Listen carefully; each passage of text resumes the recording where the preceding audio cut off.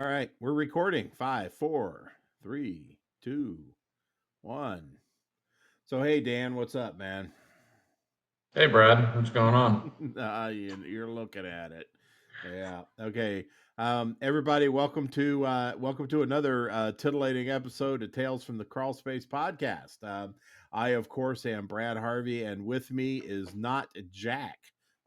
Jack is jacking off for a long weekend down in Myrtle Beach. So he's going to be down there. And if you guys are any of the cheese bags are down there, go say hello to Jack. Check out Pest Control Humor Depot, my favorite group, and he'll let you know where he's at. And tomorrow, Saturday, yeah, I guess I shouldn't say tomorrow because this is a podcast. Anybody can fucking listen to it whenever. So anyway, Saturday, October 19th, 2024. Jack will be meeting and greeting down there. So we're looking forward to seeing who he gets to hook up with. So anyway, so and you know what? Enough about Jack. He's out there having a good time, and here we are at the podcast. So let's get at it. Tonight we are talking about the big box companies, and you know what? Big boxes, man. I mean, we're talking like the big green T, the big red O. Um, pardon me there. We're talking about the big R, economics, Labrador Retriever, Magic Carpet Riders. Yeah, we're talking about them all. And so Dan here is I'm not exactly sure how much experience he's got with the big box, but I'm sure he'll let you know. Dan, what's your story, man? So the biggest company I worked for was Viking on the East Coast. I'm sure I know for a fact that there are some members that work for Viking. I'm not going to out them, but that's the biggest I worked for, and smaller companies from there, and then starting my own thing with my business partner. So I Mm. don't have stories from the big ones, but Viking, I have some stories from Viking I could probably share if I get a chance. Hey, you'll get a chance definitely because what can I say? We've got an hour to fill here, so Well, I'm we'll not. I'm definitely not. talk I'm about not it. Jack. You just spent 2.5 minutes telling me how I'm not Jack. So Yeah. Oh, I did. just kidding. Yeah. I just said Jack wasn't here. I didn't say you weren't Jack, but I can be. yeah, I I'm sure mean, you know Jack though. Yeah. But anyway, hmm so I'm sorry, but yeah, I know we've got one topic, but I every time I get on PCHD or get on the podcast, my mind still goes back to 2 weeks ago at the party. Man, what a fucking yeah, night that was! that was Holy shit! Yeah. special. Special is It the best way to it describe it, that night. yeah, it was incredible. It's like Pest Control Humor Depot just jumped out of the computer and landed right on my 40-year-old deck. And I wasn't talking about my 60-year-old dick either. I was talking actually about my deck. I mean, a cast of thousands showed up, and the good part about it was, we're getting seasons winding down here in the Western Hemisphere, and everybody, especially this guy here, seemed to really be able to let go, and it was really good to see. And Yeah, so, Dan, I was really happy to see you sitting on my deck, and penis. so I mean, pint. Okay, we got it out there. Penis. Okay, so I had to Candace make at sure I three filled that minutes shoe. and 55 seconds, we said penis. So I'm sure that's going to be bandied around a lot tonight. And so yeah, it's again, back to the party. Here we go again. But yeah, it was a fucking great time. So Yeah, Dan yeah. was actually a part of that, and so yeah, I'm really glad to have him on so we can kind of talk about shit. So anyway, big box. I mean, I have worked for the Big Green Tea. I've worked for Economics Labrador Retrievers, and then I worked for a regional company whose company mission was apparently to make themselves look 55 times bigger than they actually fucking were. And you all know this company as the Scarlet Letter. The funny thing is they had the same culture and blah blah blah blah blah. everything I'd hear is like, yes, he's the face. They'd get it. They'd get this new young dude to come in. It's like, yeah, he could be the face of the Scarlet Letter. And I'm just like, what the fuck, man? The face of the Scarlet Letter. Then he ended up being just a complete fuck stick, and it didn't amount to anything. Ended up fucking them over, and in turn they fucked him over. So yeah, it was a mutual fuck over thing. That's the way it But usually works. yeah, I'm gonna talk about the ish the my first experience with the big boxes was at the Big Green Tea, and this was way back in '92. Yeah, that's right. Back then, we used to fight grizzly bears with a B&G and a bulb duster, and we were liked it. We liked it that way. God damn it! But okay, day one, you'd come in, you'd think, okay, we've got this guy that's completely unwashed, a greenhorn, has absolutely no idea what he's doing. Let's talk about what we do to do the job and kill bugs and all this other. Oh, fuck that! No, no, no, no, no, no. What we're gonna do is we're gonna talk about the culture. And so yeah, yeah, yeah. Let's talk about the culture. And it was the same way with the other place that I worked at, Economics Labrador Retriever. 17 years after I left I worked at the Big Green Tea. It was culture, culture, culture, culture, culture. I went I went 3 or 4 months at Economics Labrador Retriever before I even got to their training academy to learn. I'm thinking, all right, I'm going to learn some stuff. I'm going to learn even more how to kill bugs. Granted, I was like a 17-year veteran, right? But I was Yeah. still hungry for more knowledge. And I get there. What do I fucking have to go through? The culture. Oh, don't call it a truck. It's a service vehicle. Don't call it this, it's that. Don't call it pest control, call it pest elimination. And if you don't do this at the academy, you got to put $1 in the jar. And then but at the end of the academy, we're going to award that jar of dollars to some poor fuck that just totally got the idea to kiss ass. And yeah, I was like, by the time I left the academy, I was already eyeing the door. But the funny thing is after that, I left the academy and was eyeing the door, they promoted me to, associate district manager, and yeah, and I became the face of Economics Yeah. Labrador Retriever, It's which usually was how it works. hilarious. Yeah. Yeah, no shit, man. And then and the whole time I was at Economics Labrador Retriever, it was always about culture, culture, culture, culture, culture. Fuck culture. Customers want dead bugs. That's the culture they want. They don't give a shit if we call it a service vehicle, a truck, or a fucking shit box. They Yeah. just kill my bugs. I'll write you a check, and we're good. And Yeah. but Yep. that's just the way they roll. But you know what?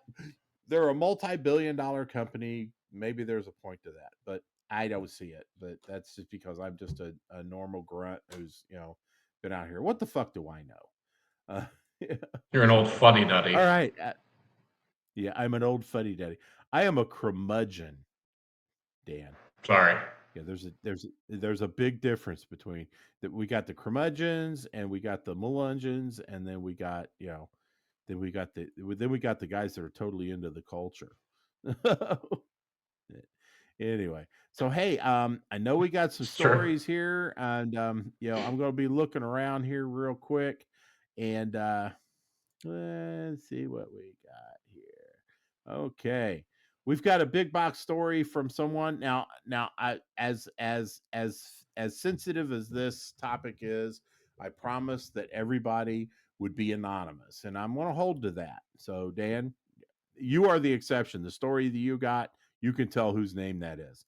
And because he insisted on it for one thing. So Okay. but I'm gonna go. Okay, big Perks fan of of being yours. retired. This guy starts off immediately kissing our butts, which is awesome. So that's why he's first on here. So it says, big fan of yours. Thank you very much, anonymous dude. I work for one of the big boxes. I had a region service manager that caught wind that I was struggling with coming up with the money to adopt my son. She offered to pay out of her own pocket to help me. Luckily, we were very blessed, and it was only cost a fraction of what it was supposed to. Even though me and my wife didn't end up needing help, it was very genuinely kind gesture. See what I did there, Dan? Mm-hmm. Started on a good Yeah. note.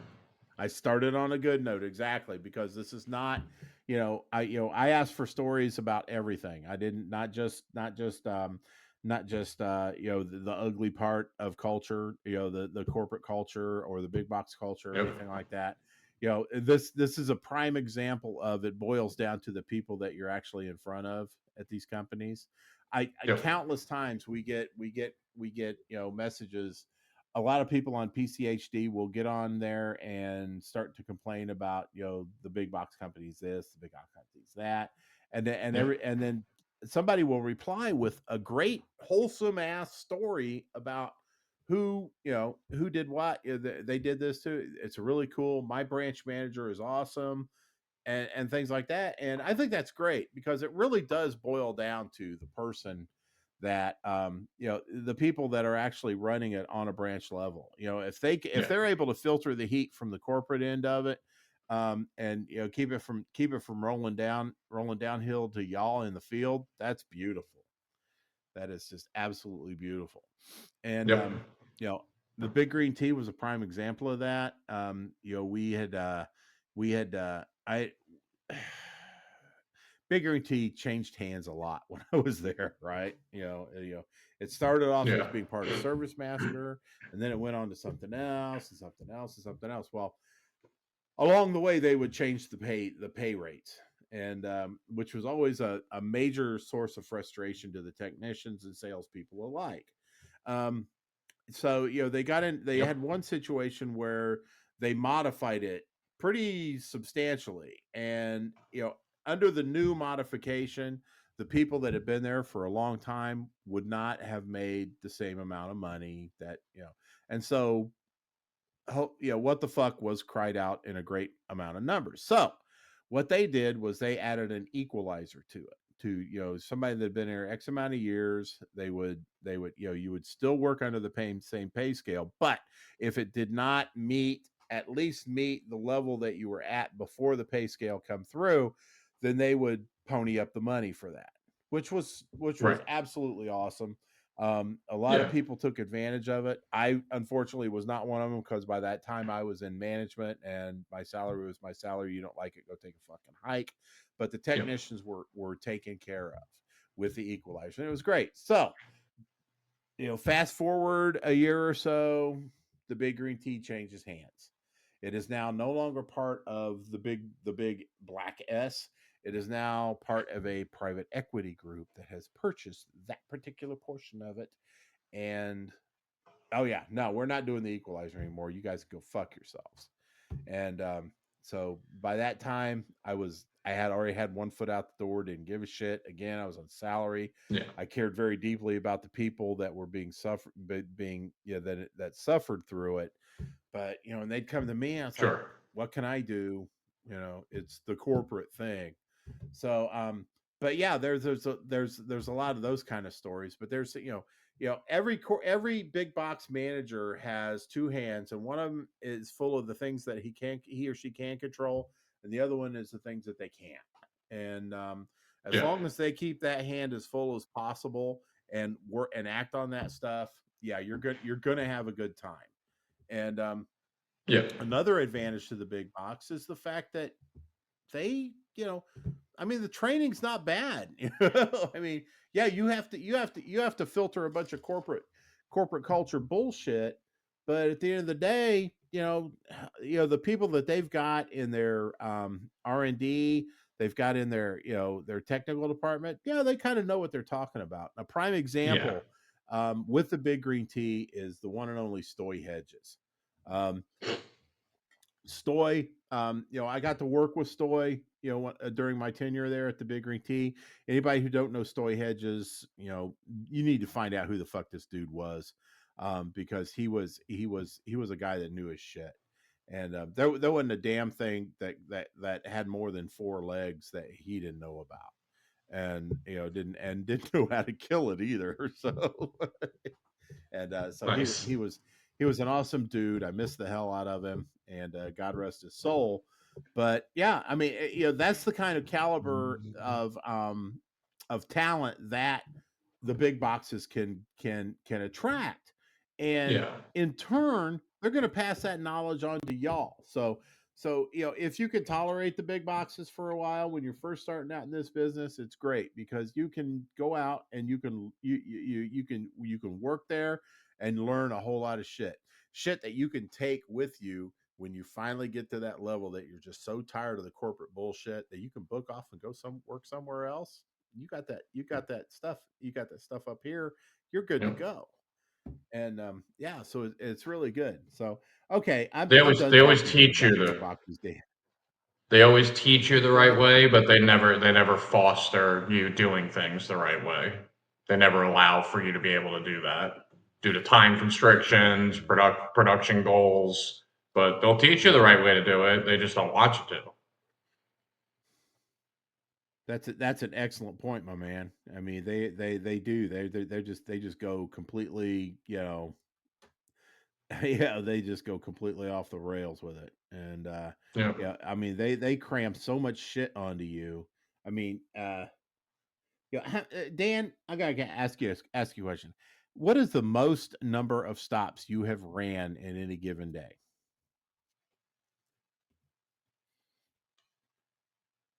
Probably 30. 30. Okay. Yeah, that's Mm-hmm. about right. My record is 33. Okay. And yeah, and believe it or not, and I was a much younger lad that back then. Same. Needless to say. Same. Yeah, and it was incredibly horrible. And so anyway, so yeah, I'm done talking about the good stuff. The bad stuff, maybe the not so good stuff is, yeah, the corporate culture.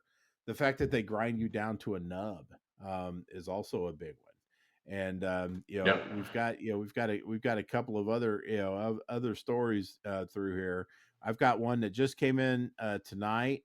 And you know this person said, working big box, you take on some very odd accounts. I had this one lady, a landlord for a huge apartment complex geared towards the elderly. She's very bipolar. She has very high highs and low lows, and ain't don't know her very well, but still grasp this very early on. Yes, I'm reading this completely unedited and raw. One day I was running behind and texted her as we had communicated this way numerous times, running behind, be there as soon as possible. She started texting me wildly, saying things like, "That's it, I'm done. I don't want your services anymore." I tried to reason with her and she declined my call. One thing I could do was push it uphill, and thus an inspector went out to shortly to try to smooth things over. He calls me. She said, "It's fine. She loves you and definitely wants to continue service." I go out there the next day and apologize up and down, and she says she's very confused, loves my service, and thought the inspector was weird for coming out. First store I go to, I see a notice for a bingo night in their commons area for the same day I was supposed to go. I turn around and go to the office, show her a text, and say, "How did you think I would? Did you think I was the bingo person?" She died laughing and said, "Yes, it was the bingo person." But anyway, in relation to big box, you get a lot of undersold, odd clients that you can't tell if they're crazy or if you're crazy. This person has That a is point. true. Yeah, I Yep. mean, you That's honestly a good do, point. and yeah, it boils a lot of it boils down. One of the things that really honks me off about in the industry as a whole is phone sales. I mean, people could tell you anything over the phone. It's like, yeah, Yep. my house, yeah, it's only 24 square feet. And what can I get? Oh yeah, we'll do this for blah blah blah blah blah and blah blah blah blah. You go out there, it's like fucking Beverly Hillbillies mansion, and yeah, 24 square feet, my Yep. ass. But who knows? Because phone sales are a thing now. Companies. I mean, big boxes, little boxes, middle boxes, and everything like that. They don't want to send an inspector out there. Customers don't want that. They want something on the phone right the fuck now. I want to know how much it's going to Yep. cost me. And then, because back when I first started, fuck, man, phone sales, get out of here. You'd send a salesman out to take, if a phone call came in, You'd set up an appointment. That salesman would go out there. Not only would they try to sell them, go ahead and sell them the pest control, but if they found termites or I can't say bed bugs, man, because when I first started, the bed bugs weren't a fucking thing, believe it or not. And they would Really? find a way to add some shit on, and then they'd sell them. Again, this was Yeah. 1992, so they'd sell them that $24 a month service, and yeah, just be done with it. But now, Yep. with you know, you know, companies realize that they could actually close sales over the phone, and that's that. So Yep. we'll send a guy out. They'll do the service. We're not going to hire a salesman. We're going to train a technician to go out there and add on sales. And You're also going to get you're putting it in the customer's hands that is this a roach? Is this an ant? Is this a spider? That's you're putting the technical part in the customer's hands as well because they don't know shit. oh yeah, yeah. And then when it ends up being a call, so it's like I think I got termites. It's like, okay, we're going to get an inspector out there to take a look at it instead of tell me what the damage looks like that you're seeing. Are you seeing the Yeah. and whenever I man the phones, I do this every fucking time. It's like, what's the damage look like? Are you seeing mud? Are you seeing sawdust? Are you seeing little lines that go, cracks that go across the grain and not with the grain? Because that's going to tell me, is it Yeah. termites, is it carpenter or acrobat ants, or is it water, cubicle brown rot or something like that. So I can save a fucking person Yeah. time going chasing a lead on whether or not it's termites. I went to one today, just today, and it's a termite lead. I go out there, sure the fuck, man, it's brown rot, and it's like Yeah. I just wasted my time. I wasted, yeah, I basically I was like, I'm looking around, I'm not seeing termite shit. I'm not seeing mud tubes. I'm not seeing galleries. I'm seeing cubicle brown rot. And I was like, you know what? You got water damage here. I talked to him for about 10, 15 minutes and I was on my way. It's like I Yeah. can't sell this guy anything. So why Right. am I going to sit there and spend the time to, well, maybe he's got some ants somewhere in his house. No, no, that's not why he called. I mean, I'll look Right. around for ants and I'll push it. I've made sales that way, but fuck a duck, man. It's like, ask some goddamn questions when they call, you know. Yeah. But anyway, that's all right. Rant over. I understand you have a story there, Dan. Sure do. You said Sure do. we're definitely not hiding the fact of who this is from, correct? No, reveal this person's name, if you please. Okay. This is the one and only Jack Starry. Starts out, hey everybody, right now I'm at the beach enjoying a beer at Scotty's Beach Bar, but I had to put my 2 cents in for tonight's show.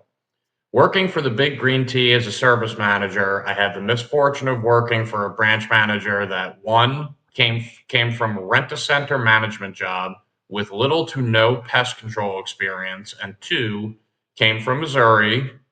I can attest to the rest of this if it's negative, where pest pressures are significantly different than they are on the East Coast, especially the sandy, silty soils of Maryland near the Chesapeake Bay. Apparently, this guy fell asleep on the fact that the branch had a shit ton of termite inspections that needed to be done by the end of the year. And he notifies me at the beginning of November. Note, I had only been with T for maybe 45 days prior to being told about this.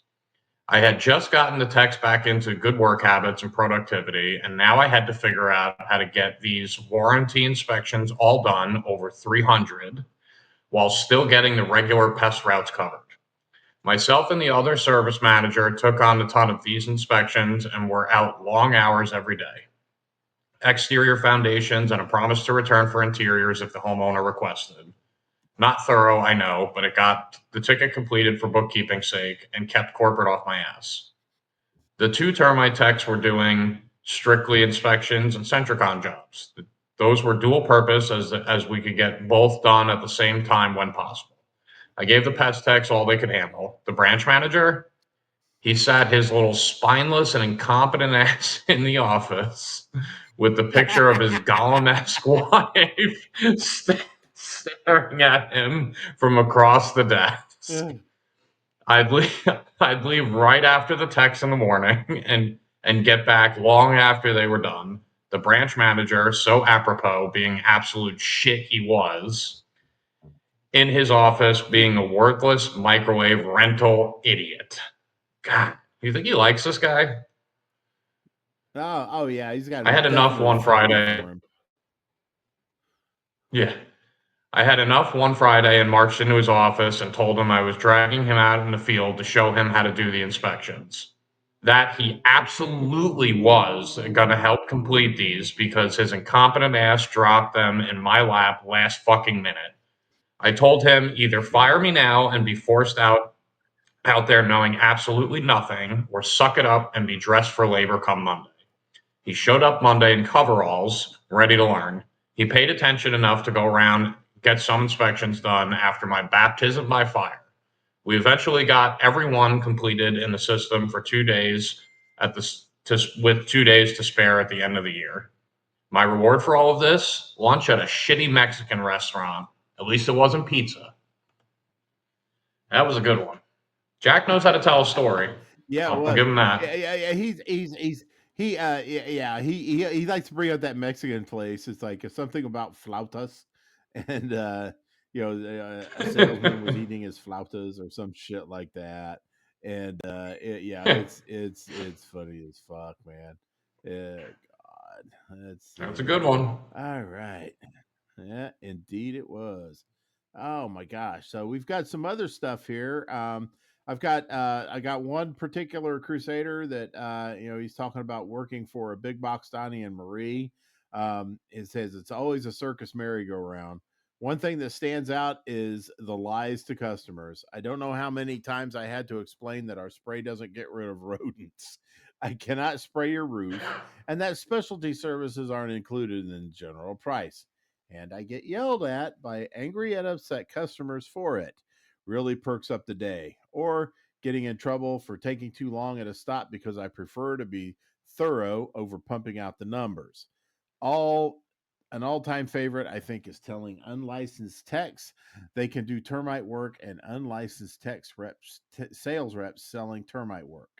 No one says anything for every 5-star review you get, but the Lord is bringing down fiery vengeance if you get one bad review that you can tell is BS from the start. I think a highlight is when I left. I was threatened, told I had disappointed them, hit with every narcissistic guilt trip in the book. That really kind of sums up the chapter of my life, and I'm so glad I'm free. That is out fucking standing. And you know what? We're gonna Hmm. expand on this particular gentleman's life story in some coming episodes. So stay tuned, and it's gonna be great. Yeah. So I am really looking forward to that. So Dan, what are you drinking tonight? Dan, what are you Oh, you drinking probably can't tonight? read that, but Oh, you got to bring it a who's little bit calling? closer to the camera, huh? Oh, I fuck it. It was a scam. Pear. Ooh, shit. No kidding. Pear cider. That's a thing. And then there's this one. Wow. Yeah. Original Sin. Black Widow. Is that what that says? It's a Yeah. New York brand. It's yeah, yep, Yeah. I'm having leftovers tonight, and I don't you probably can't see it, but I've got leftovers of plenty from that party a couple weeks ago. It's like everybody left their bottles here. I had half a mind to be grabbing that one particular bottle brand of beer and drink it in front of you, but I decided not to. you should But have. I have yet to You share could it. have. You certainly could have. I know I should have. It would have been epic, but but instead I Yep. opted to give a little tribute to you and drink some of my delicious red breast Irish whiskey.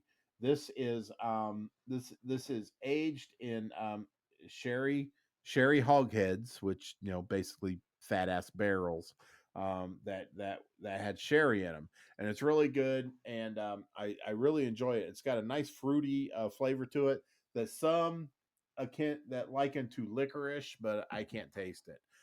What I do Yeah. taste is, that flavor that you get if you've ever drank sherry, that fruit, that bold, full bodied fruitiness that you get. It's just a whisper in this, and then the rest of it, Yeah. fuck, it's Irish whiskey. So what are you gonna? But I'm and as with most of my what Jack calls brown liquors, and we all know Jack is a brown liquor. So um, I'm chasing it down with some of my delicious sweet tea, and none other than the Tony Spangler tumbler.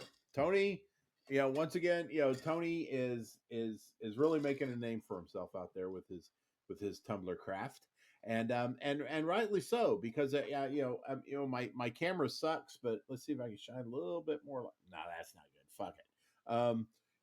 I mean the detail of the graphics is beautiful. We have this wonderful logo here that if you actually saw it with your own human eyes would be nice and sharp. Really good detail on the text. Of course, we've got the wonderful PCHD on there, and then we've got that handsome motherfucker right there, and that handsome motherfucker right there as well. And I would be remiss if I were not to mention the rubber bottom on this. Now, this is going to help you out when you have a little bit too much of the brown liquor, and and you get a little clumsy. You grab it, it holds onto the surface. You pick it up, you're good to go. It's not too big to where you can't get your hands around it, and which is something I can attest to personally. And Hey it's really yo. good. Hello, yeah, hey yo, I said and hey. I said hey yo. hey yo, and also, and of course, I mean, this is just the carrier for the thing that really matters with a Tony Spangler tumbler, and is that it comes with the surgical stainless steel urethral sounding rod. Now, this is going to help you out a lot more than that rubber bottom, although the rubber bottom is nice. This is going to be great because you got that issue with the scar tissue, and you got to get it out because like I said, a ruptured bladder is no laughing matter, and getting that out of there, this is perfect. It's got a nice cutting edge on the end. It's nice and rigid. It's not going to flex or kink on you as it's being inserted. And of course, if you got you got to take that left turn at Albuquerque, he's got you covered. So, I mean, the thing, it's the entire package. For a nice cool drink, for a steady bottom, steady rubber bottom, and free flowing urine. Always remember. Did you want me to sing the God, theme I never song? get Because I tired could of do it. hearing that jingle. I never get tired of hearing that theme No, song. neither do I. Since that weekend, I literally I sing it in my head every so often. It is something. Yeah. Oh man. So anyway, back to what we were talking about, which is the big boxes. You know, they've got their good, they got their bad, but mostly they got their bad. Now, you know, but one other good thing that I can say about the big box companies is the fact that they're responsible for more owner operators being out there doing their own thing than I think any other dynamic in the industry. Yep. They get in there, they basically just trample your soul, grind you down to a nub until you can't take anymore. But you've got the love for the industry, for the business itself, the customers, the actual technical portion of it. I mean, it takes a lot to figure out exactly how to solve a customer's problem, and to be able to make it look like you have these godlike powers, but um, then it turns out that you end up getting some ideas on your own about how things should be done, and that's normal. And there's not a damn thing wrong with that. But the big boxes don't care to that. The big boxes are a machine. You know, and then when a machine Yeah. thinks that you are a component of the machine, but then they realize that you are actually your own machine, they will do everything they can to squash that. And Yeah. especially if you've got someone in that organization that feels threatened by your mere existence. by your experience, your talent, your know-how, your intelligence, your ability to communicate with the customers, to build a rapport with them, your ability, if you get into a leadership role, your ability to create your own small little family group in that little microcosm of a branch or a service department or things like that. They do not like that, and they will do Nope. everything they can to break that up. And Yep. so yeah, that's where that's where they have to have absolute complete control of everything. And so Yep. that's the problem I had with them, because it's like, okay, well, you're doing it this way. Yeah, but it works. It doesn't matter whether or not it works. That's not what we want. And so you run into some serious situations there. And a lot of times that's nothing that you really can handle. um, so you bust out on your own, and you find out, or Yep. okay, you don't, not just bust out on your own, but you do something that the machine considers downsizing, or downgrading, Yep. which is going to a family owned company, or just a single dude that's got his own company. um Yep. like I did. I went from, I was constantly accused of exercising autonomy that they didn't want me to have. It didn't matter how successful it was. I was able to, there was one situation where I busted my ass to actually keep save an account that was on the bubble. It was a big account, and then they were upset because I didn't let them know what was going on. Well, I couldn't let them know what was going on because I was busy in real time trying to solve this problem. Because I didn't Right. want. I couldn't get on the phone with them every fucking 5 minutes to tell them what was going on, because I was in the moment trying to solve this issue. Once I solved this issue, it came up. It's like, all right, well, you Then you did tell this, them. this, this, and this, and then you tell them what was going on, and I get this eye roll. It's like, oh Jesus! It's like, well, what the fuck is your problem? I saved the goddamn account. You know, I mean, I was hearing Yeah. words like, you guys need to lawyer up. When I first got to this situation, and I got it solved, and I've been gone from this place for a year and a half, Dan, and they still have that fucking account. But I will say my non competes come starting to run down. June of 2025. Yeah, fucking, I'm heading out there. Yeah, and I've got phone number. I still got phone numbers. I haven't touched them since I left, but they're still in my fucking. They're still in my phone, and they're still in my head. So I'll be talking Yep. to them. So, Good for you. and yeah, I that's another would. thing. Yeah, and if anybody ever decides to leave a big box, for the love of God, don't go after the existing customers. That is just the Yeah. biggest mistake you could ever make. Because some companies don't give a shit whether you trample on the non compete. Other ones, they'll sink their teeth into you. So Yeah. but that's another topic for another show. And so, golly, Dan. So how things going with you, man? You can tell me some anonymous stories of your own if you want. Everything's good, Brad. Everything is out fucking standing. And Yeah. I was just telling this guy before we started recording. I say, you know what, your hair game is on point, and he's like, oh well, that's funny because I got bedhead. I'm just like, fuck you, man. My hair, it's like he could get out of bed and his head still looks like he's got that Ricky Martin thing going on. It's like, the only thing he doesn't have is like the 2 inch wide part going through the back for the front of the back, like a Ricky Martin does.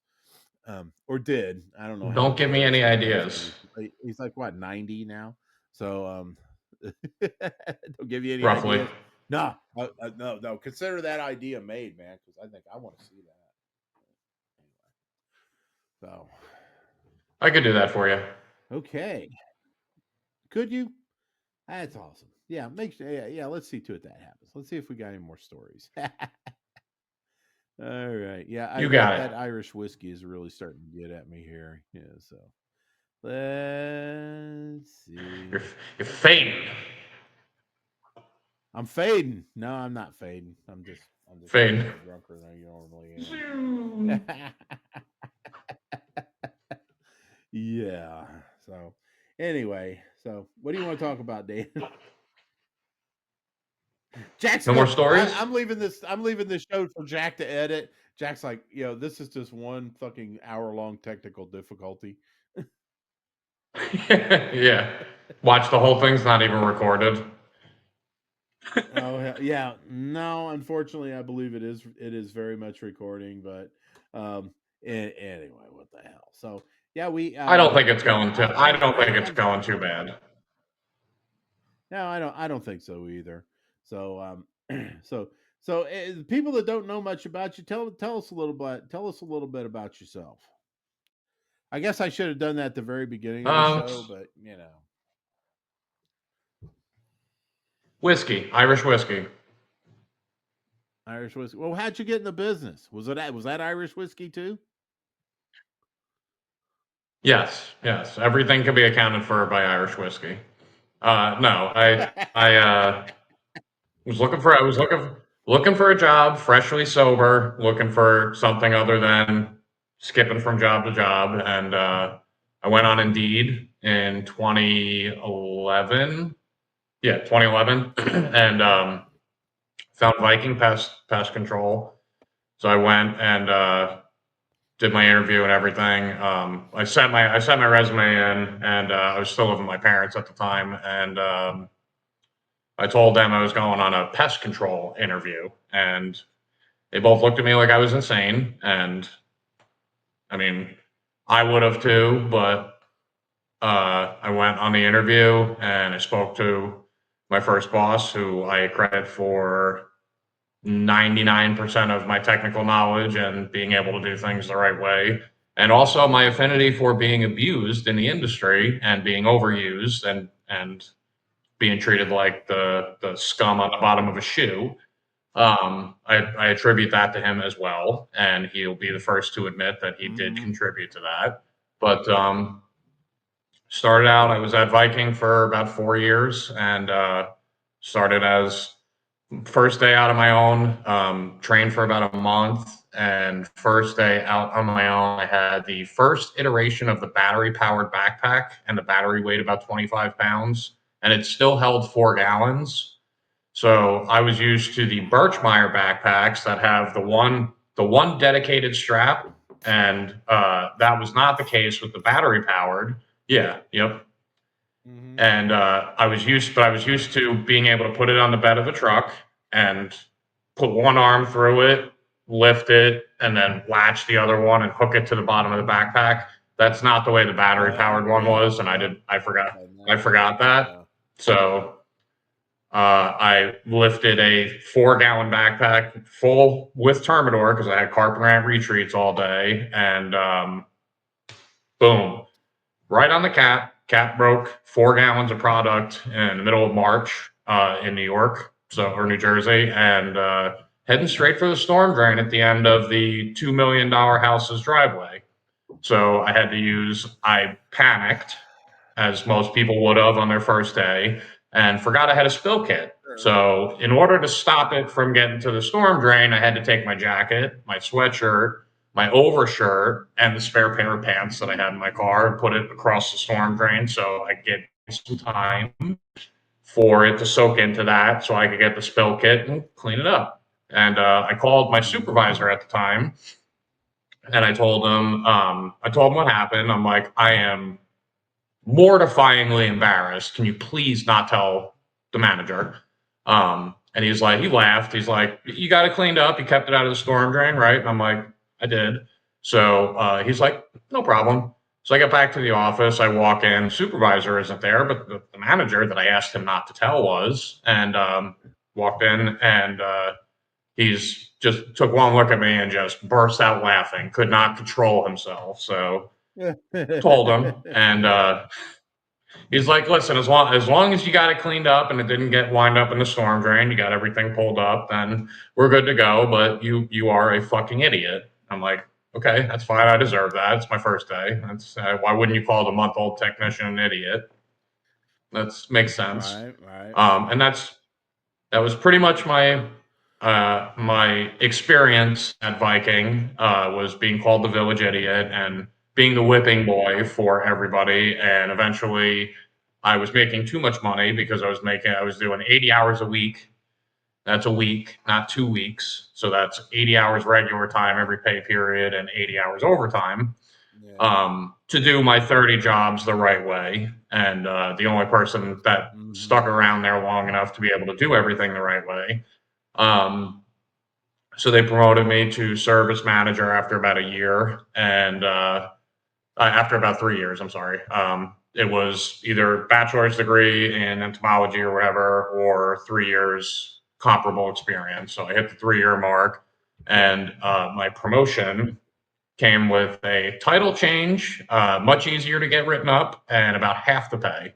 So, and 10 times more Well, responsibility, and getting treated like even worse than the scum on the bottom of somebody's shoe was probably getting treated better than I was by the end of my time hmm there. So, um, didn't take me long to leave. I lasted about a year after promotion and getting called the village idiot in front of the subordinates, and hmm then being asked why they have no respect for me and why they won't listen to me, and telling my boss at the time it could be because my boss calls me an idiot in front of them. I don't think it's unreasonable to assume that that has something to do with why they don't respect me, but I'm doing the best I can. So if you're not happy with it, it's cool. well, that So, sounds but pretty big box to me, Dan. Yeah. I mean, yeah, that's everything you just Viking. described to me is just totally reeks of big box. You know, I mean, yeah, yeah, exactly. Viking was From the good. yeah. Oh, I was just So telling you, Viking was your story just God damn it. there's a lag. There's a Yeah, lag. There's a bad your lag. there is a total lag. Your total, yeah, yeah, your story totally reeks of big box. I mean, from the lack of training and initially to the betrayal of trust that you got from the guy who actually told you this. He said he wouldn't tell the story, and then told the story, to your promotion being a pay cut, and then be treating like like some dog shit on somebody's shoe. All those things just really smack a big box, and I'm surprised that Viking isn't one of the one of the big major players, because it sounds like their corporate culture mimics a lot of some of the big boxes that we know and love today. Now, Well, they yeah, are now. So they used when I worked there, it was all of New Jersey, big part of New York, a lot of Manhattan, New York City, a lot of Delaware, a lot of Pennsylvania. But they got bought out by Anti Cemex, and now they're even bigger. They're buying up um, all up and down the East Coast. They're starting to get out in the middle of the country. They were bought by a financial institution, so they have more money than who knows to just buy up other companies. yeah. So they're getting to be a big box if they weren't before. Yeah, I find that incredibly interesting that there's so many pest control companies being swallowed up by these big conglomerates and everything. It just really boggles my mind. Again, in the periphery of everything, we still have all these one man in a can owner operators, smaller businesses, and stuff like that that are really doing. I mean, they're doing fine. I mean, I work for one. I mean, the place I work, you know, we had to turn away a job because it was too big for us, and I felt absolutely no. I did not feel bad in the least for this. It's like, yeah, that's fine. Yeah, that's fine. Sometimes there's a job that it just calls for a big place that's got 15, 16 Yeah. technicians that can handle the volume that they are wanting to give a company. We just can't handle it, and to pretend that we can, and actually try to entertain getting this, was not just a disservice to us, and the disservice to the employees of our company, but would be a major disservice to that customer. and sometimes you just got to walk away from Yep. stuff because it's just too big for your britches. And there's absolutely Yeah. no shame in that. I was talking to William the Merciful about it. He was picking my brain about it. I said, I don't think we can do this. I said let's get another 15, 20 technicians under our belt, and maybe we can handle this account. I said, but for right now, Yeah. this looks like a job for this looks like a job for a bigger set of diapers than we're wearing right now. And yeah, Yep. it's cool. Maybe someday, sure, but at this point in time, let's focus on taking the best possible care that we can of not only the customers that we have, but the customers that maybe are more like us, a smaller company, um, you know, a Yeah. local company. Every time I get in front of a residential customer, just speaking residentially here, they are always discussing how much they love a local company. This I'm looking for a local company. Well, so you can't get. We could be more fucking local if our building was in your driveway, and they love Yeah. that. And so Yeah. and just the stigma that that comes with a big corporation like a Big Green Tea, the Big O, or whatever the fuck, um, bleeds out into that, because it's like you're like, I got, you know, they've got, if they haven't had a bad experience with them for whatever reason, the impersonal touch, the fact that you're just a number, it's like, we never ask Yeah. somebody, do you have your account number or your location number or whatever the fuck number? We always ask them their name, and we'll find you in our system from that. And then, usually, and Yeah. what I really love is when, I'm answering the phone, all the other phones are ringing, they're picked up, the phone rings again, I pick it up when I just happen to be in the office for a piss break or whatever, or getting more coffee, which I seriously need anymore.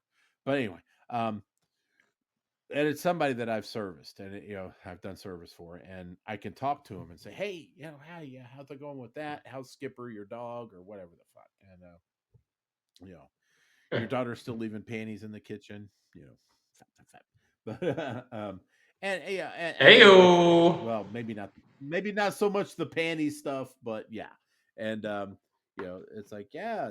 And so they're really into that, and the local touch, they really get Yeah. off on it, and everybody gets a lot of good business like that. So I don't think that the little owner operators, the smaller companies, the local companies, or anything really have a whole hell of a lot to worry about by a Terminix, by a Big Green Tea. Jack, edit that out.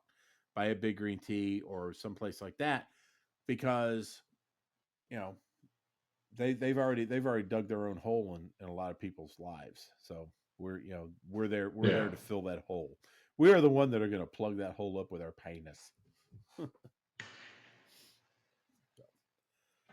Heyo. anyway. Heyo. So, um, I want to talk real quick about what we're planning on next week. We have a very special guest and a very special panel, and that's pretty much all I'm going to say about that. Um, but basically, we've got a very well known cheese bag who has just broken out on his own, talking about small owner operators. And not only are we going to have him on to discuss, to talk to him about how things are going, how he managed to get up the guts to do something like that, but we are also going to put him in front of a panel of other owner operators. So this gentleman can ask any question that he wants of these people who have been there, done that, and making a go of it. So in order to help him out, and everybody that I have asked to do that has just willing.